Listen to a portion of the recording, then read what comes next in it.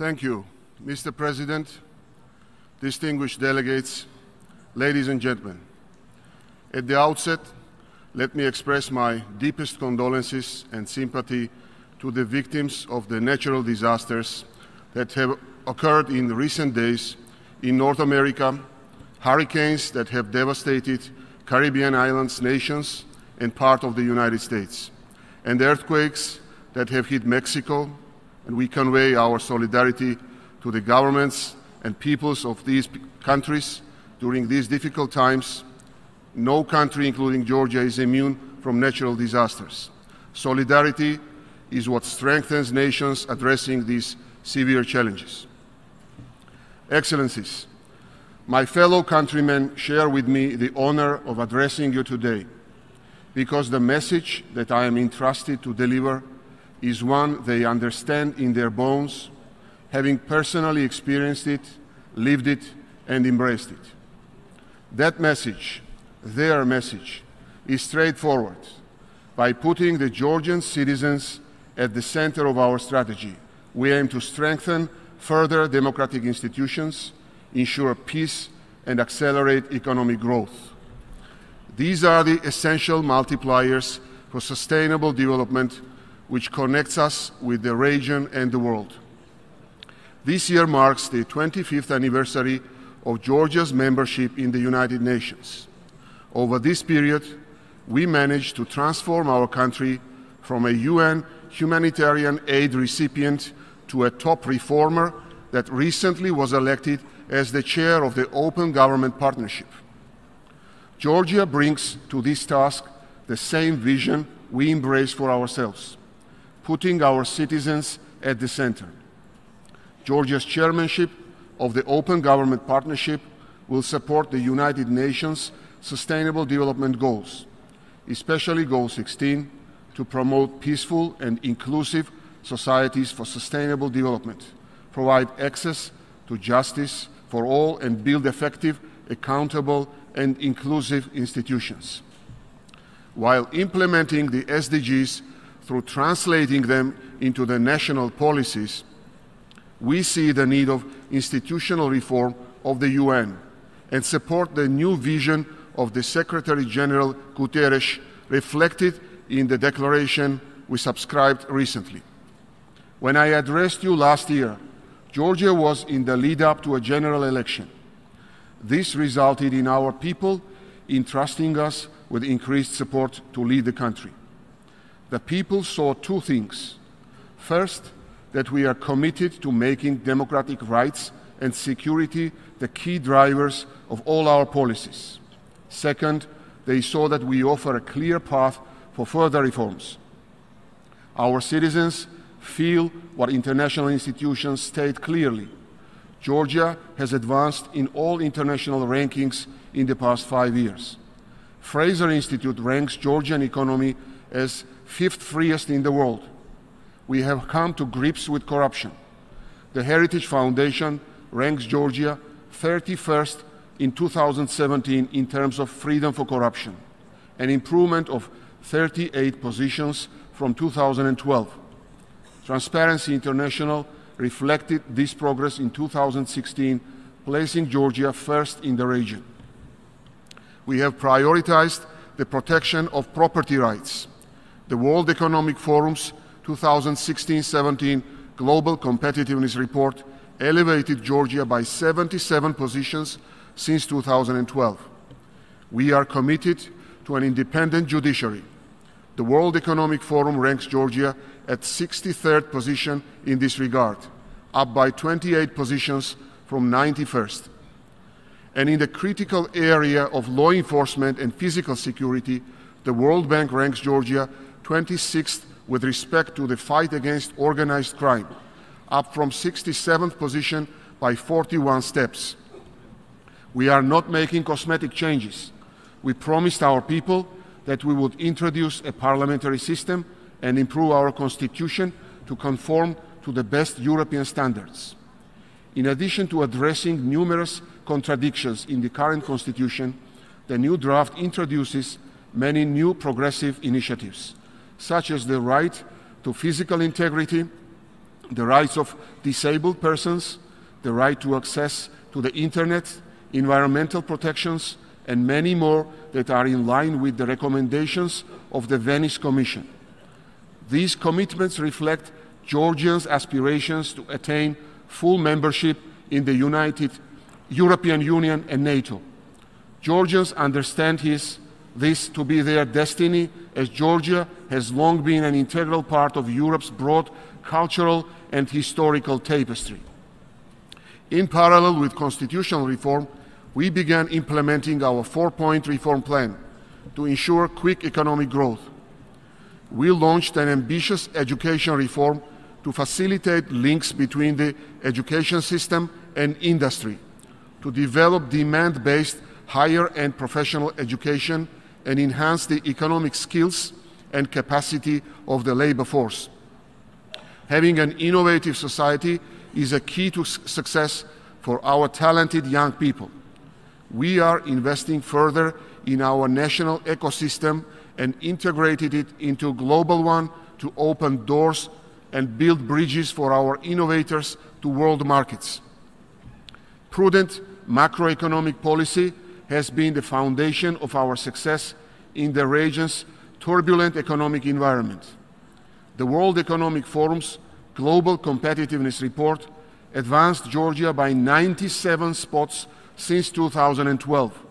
This month, Moody's upgraded the sovereign credit rating of Georgia to Ba2, acknowledging that Georgia has successfully overcome the regional shock of 2014-16.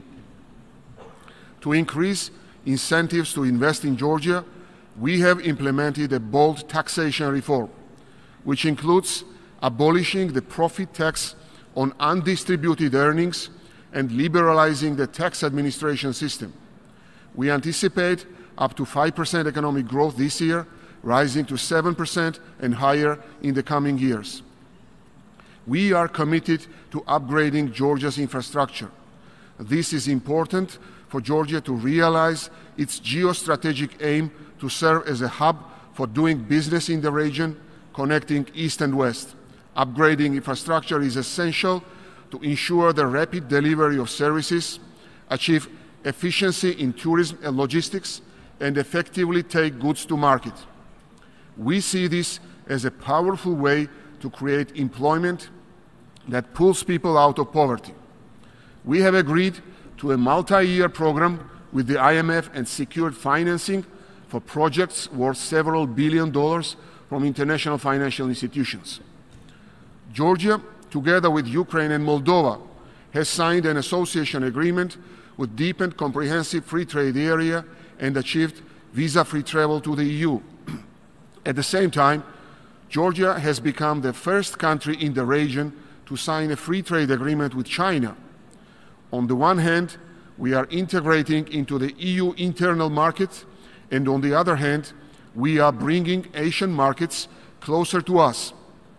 This enables Georgia to use the full potential of its free trade networks as part of one of the most exciting development ventures of our time.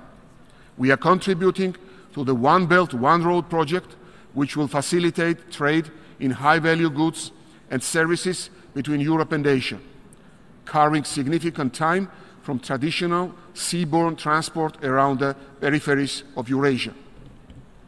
Asia and Europe will meet in this grand adventure through the Baku-Tbilisi-Kars railway project, which we are implementing together with Turkish and Azerbaijani partners, and Georgia's new state-of-the-art port on the Black Sea at Anaglia. This deep water port will be capable of handling the largest container ships, which will result in a multi-fold increase of Georgia's cargo transit capacity. Anaglia will be developed by multiple international players and will be operated by a renowned American company.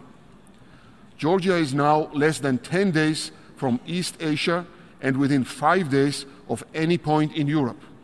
We are creating efficient multimodal transit infrastructure which will forge links and processes and will cement relationships among states and people from Europe to Asia.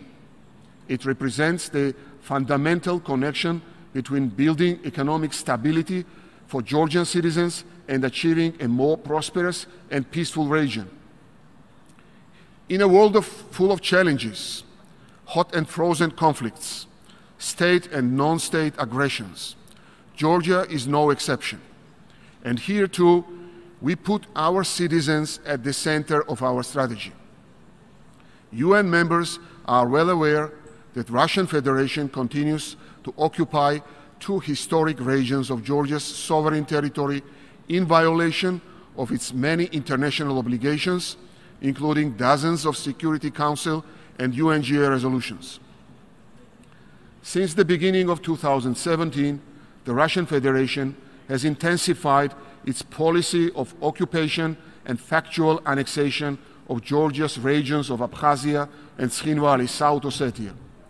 It has implemented so-called integration treaties and signed so-called agreements with de facto authorities to absorb Georgia's occupied regions into Russia's military, political, economic, and social systems, and accelerated its military buildup in both occupied regions of Georgia. The Russian Federation has intensified the fortification of the occupation lines by installing razor wire fences, trenches, so-called border signs, and other artificial barriers. Families have even suffered razor wires cutting through their dwellings or farmyards.